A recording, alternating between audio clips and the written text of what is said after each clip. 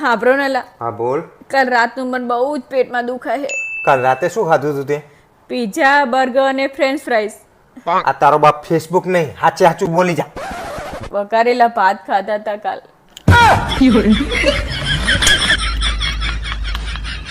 હા તે નહીં કહેવાનું કશું. જો આજ પછી હું તમારી જોડે બોલું તો મને કહેજો.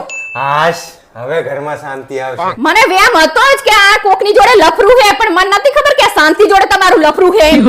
ગઈ તો મારી મમ્મીની એમને જો. અરે લફરું નહીં, તું ના બોલે તો ઘરમાં શાંતિ છે. મારી નહીં.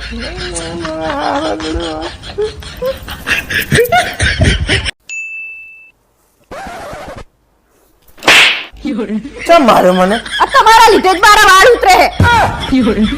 હવે ભાઈ મારો હોક. હા તો પહેલા જે ઉતરતા ને તમારા વાળ.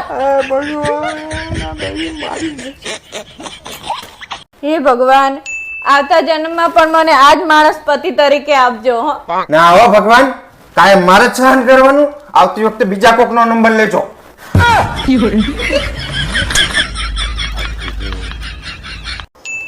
આ તે જે બનાવ્યું એને શું કહેવાય?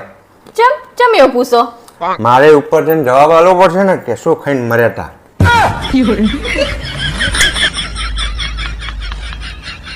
હે બારો, તને ખબર હે માણાના છૂટાછેડા થવાનું સૌથી મોટું કારણ છે કયું?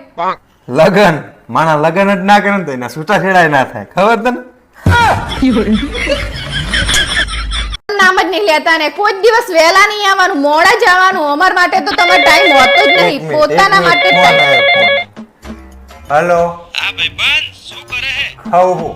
ખાવા કરવાનું એકલા એકલા. અરે તારી ભાભીના ટોણા ખાવ હું. ફોન મૂક ને. અમે કેવી કે સુધરો, તમે સુધરો પણ ના નહીં સુધરવું. કાલ સોરી બોલ્યા અને આજ તો એવાની એ વાત થઈ જાય. હેલા, હા બોલ.